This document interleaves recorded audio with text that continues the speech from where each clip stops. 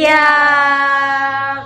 Pada kesempatan kali ini, kami dari kelompok 3 akan mempresentasikan hasil proposal yang telah kami buat sebelumnya, yaitu mengenai potensi sumber daya alam kelapa sawit di Lampung. Sebelumnya saya mengucapkan terima kasih kepada Bu Titis yang telah membantu kami membuat video presentasi online. Sebelum masuk ke presentasi, izinkan saya dan kami perkenalkan diri kami terlebih dahulu beserta nama asli. Perkenalkan, saya Devara Kosnip dari nomor asli 8. Saya Zara Sapari dari nomor asli 3. Saya adalah Robert dari Action 2. Saya Biar Sebulan dari Action 2. Dan saya Agatha Fahmi di Action 1. Nah, selanjutnya, materi yang selanjutnya akan disampaikan oleh Zara.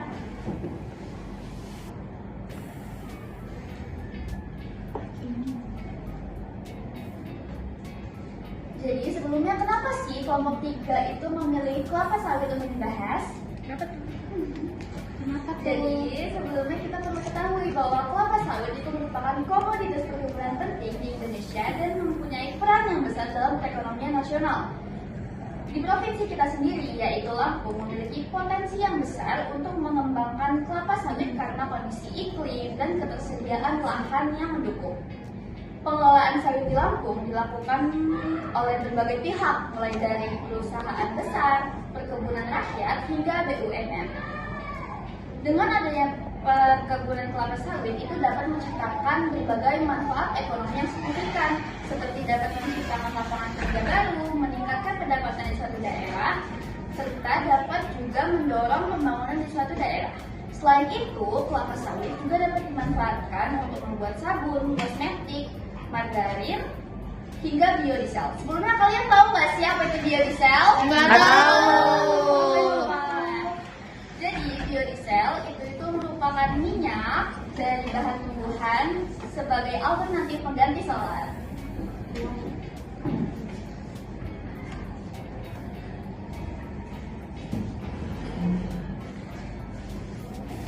Pada penelitian ini, rumusan masalah disusun untuk memahami potensi, pengelolaan, manfaat, tantangan, dan peran kelapa sawit dalam meningkatkan daya saing Provinsi Lampung.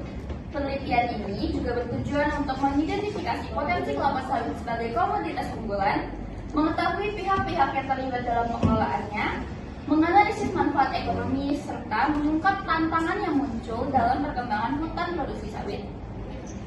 Penelitian ini juga memberikan manfaat bagi siswa sebagai tambahan wawasan, manfaat bagi sekolah sebagai materi pembelajaran, manfaat bagi masyarakat untuk membantu memberikan pemahaman tentang dampak perkebunan sawit, dan bagi pemerintahan daerah sebagai referensi dalam menyusun kebijakan peningkatan daya saing sawit Lampung.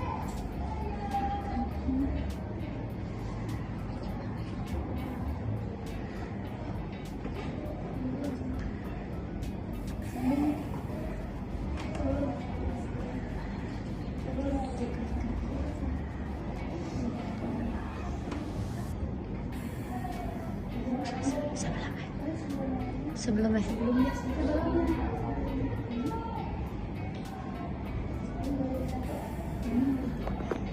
Sekarang saya akan membahas bab 2. Pertama, saya akan memberikan gambaran umum tentang Provinsi Lampung. Provinsi Lampung berada di ujung selatan Pulau Sumatera dan memiliki iklim tropis serta curah hujan yang mendukung untuk pertumbuhan perkebunan. Topografi dataran rendah dan tanah subur menjadikan Lampung sebagai tanah yang ideal untuk komoditas perkebunan seperti tebu, kopi, dan terutama yang kami pilih yaitu kelapa sawit. Sebagian wilayahnya dikategorikan sebagai hutan produksi yang dimanfaatkan untuk kegiatan perkebunan secara legal dan terstruktur. Kelapa sawit tersebar di berbagai kabupaten seperti Lampung Tengah, Lampung Utara, Waikanan, Mesuji, dan Turun Bawang. Luas perkebunannya mencapai ratusan ribu hektar dan terdiri dari perkebunan perusahaan serta perkebunan rakyat. Produksi kelapa sawit Lampung meningkat setiap tahun karena tingginya permintaan domestik ataupun ekspor. Sebagai komoditas unggulan, kelapa sawit memegang peran besar dalam ekonomi daerah dan menjadi salah satu bentuk pemanfaatan hutan yang bernilai tinggi. Pengelola perkebunan sawit di Lampung merupakan bagian penting dari komoditas unggulan di Lampung. Di provinsi ini, pengelolaan sawit sudah dilakukan oleh berbagai pihak, mulai pihak perusahaan besar, perusahaan swasta, hingga perusahaan rakyat.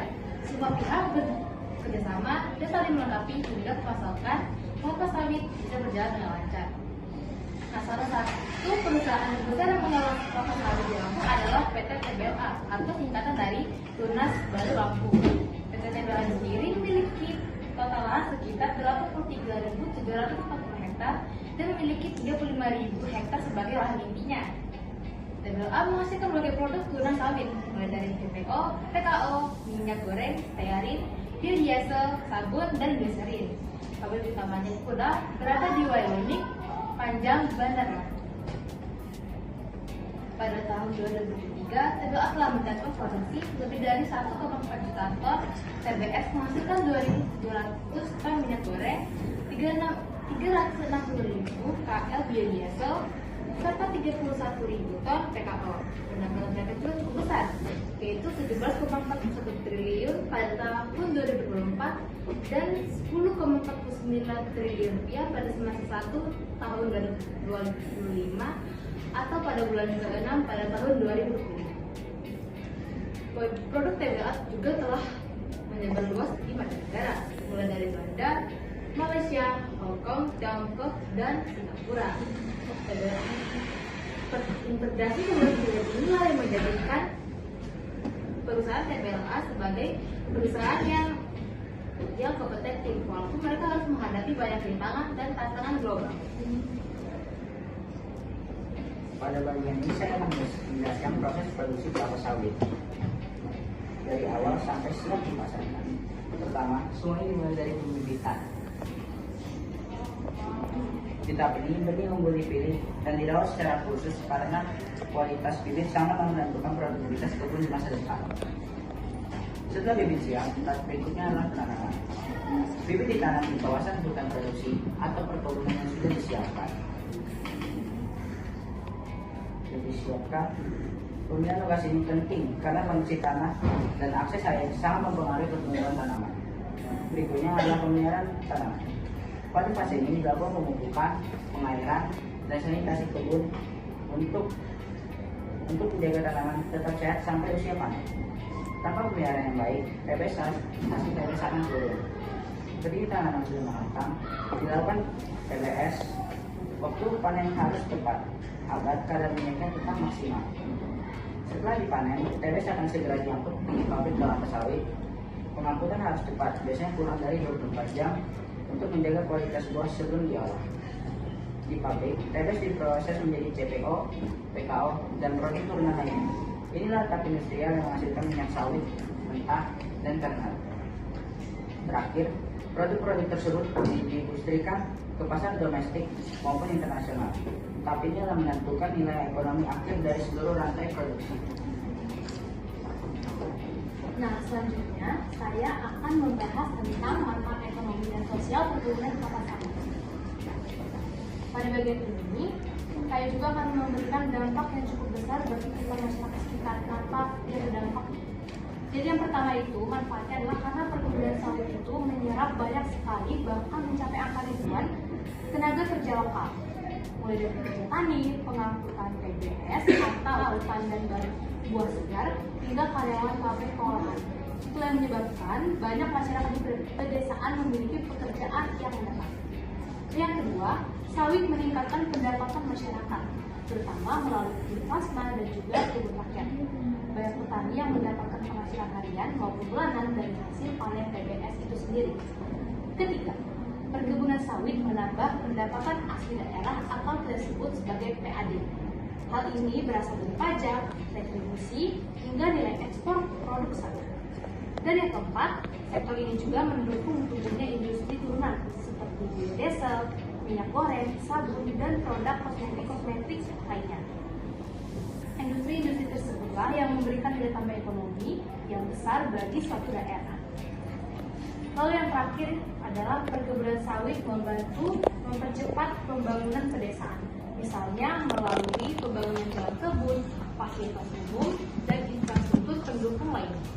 Jadi pada materi manfaat ekonomi dan sosial perkebunan sawit dapat disimpulkan bahwa sawit itu bukan hanya menguntungkan dari sisi industri, tetapi juga sangat berpengaruh dalam meningkatkan kesejahteraan masyarakatnya. selanjutnya adalah tantangan dan dampak pengolahan kelapa sawit. Yang pertama itu adalah ada risiko deforestasi jika pembukaan lahan tidak diawasi dengan baik. Deforestasi itu merupakan kegiatan menghilangkan atau menebangi pohon-pohon sehingga dapat berakibat kerusakan lingkungan dan hilangnya habitat asli. Lalu yang kedua, sering terjadi konflik lahan antara perusahaan perkebunan dengan masyarakat. Konflik ini biasanya terjadi karena batas wilayah tidak jelas atau karena pembagian wilayah yang tidak teratur. Dan yang ketiga adalah limbah pabrik sawit membutuhkan pengolahan khusus. Jika tidak dikelola dalam proses standar, limbah dapat mencemari sungai ataupun lingkungan sekitar. Keempat, daerah yang terlalu bergantung pada satu komoditas seperti sawit berisiko menghadapi gejolak ekonomi jika harga pasar turun. Dan yang terakhir, kelima, ada tekanan dari pasar global yang menuntut produk sawit memenuhi standar keberlanjutan seperti ISPO yang dia berbasis nasional atau Indonesia, serta RSPO dia berbasis internasional, mencakup negara-negara. Jika tidak mengikuti standar ini, produk dari Lampung berisiko akan kalah saing. Materi terakhir yang akan saya sampaikan adalah tentang potensi daya saing daerah. Di sini kami akan menjelaskan mengapa sih Lampung itu, potensi kelapa sawit di Lampung memiliki daya saing yang tinggi terhadap wilayah-wilayah lain. Yang pertama itu karena Lampung memiliki lokasi yang strategis, terutama karena Lampung ini dekat dengan pelabuhan Panjang, sehingga memudahkan atau sering terjadinya kegiatan ekspor ke wilayah ataupun negara lain. Lalu yang kedua, karena Lampung memiliki perusahaan besar yang sudah terintegrasi, seperti PT Tunas Baru Lampung atau PLBA. Integrasi dari hulu ke hilir membuat produksi lebih efisien dan berkualitas. Dan yang ketiga, Lampung termasuk penghasil CPO dan biodiesel yang cukup tinggi, sehingga mampu mendukung kebutuhan nasional dan industri energi terbarukan. Dan yang keempat, terakhir, jika perkebunan sawit di Lampung dikelola sesuai dengan standar ISPO dan RSPO, daerah ini berpotensi bersaing dengan provinsi penghasil sawit terbesar di Indonesia, seperti Riau dan Kalimantan. Karena alasan-alasan tersebutlah, Lampung memiliki peluang yang cukup tinggi, sehingga menjadi salah satu pusat produksi sawit yang kompetitif dan berkelanjutan.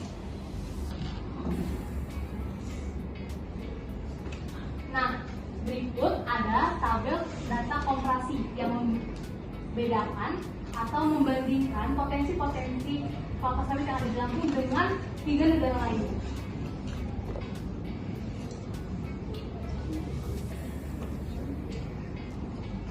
Nah teman-teman, dari penjelasan proposal yang telah dijelaskan tadi, dapat kita simpulkan bahwa hutan produksi kelapa sawit di Provinsi Lampung memiliki peran penting dalam perekonomian daerah. Didukung oleh luas lahan yang besar dan keterlibatan perusahaan seperti PT Tunas Baru Lampung. Komoditas ini berkontribusi pada ekspor, industri nasional, dan kesejahteraan masyarakat. Namun, sektor sawit juga masih menghadapi berbagai tantangan seperti isu lingkungan, konflik lahan, dan tuntutan keberlanjutan. Jika tantangan tersebut dapat diatasi, maka komoditas kelapa sawit Lampung berpotensi menjadi sumber daya saing yang kuat di tingkat nasional. Untuk mencapai pengelolaan sawit yang berkelanjutan, diperlukan pengawasan pemerintahan, penerapan standar lingkungan ISPO atau RSPO, serta transparansi ESG dari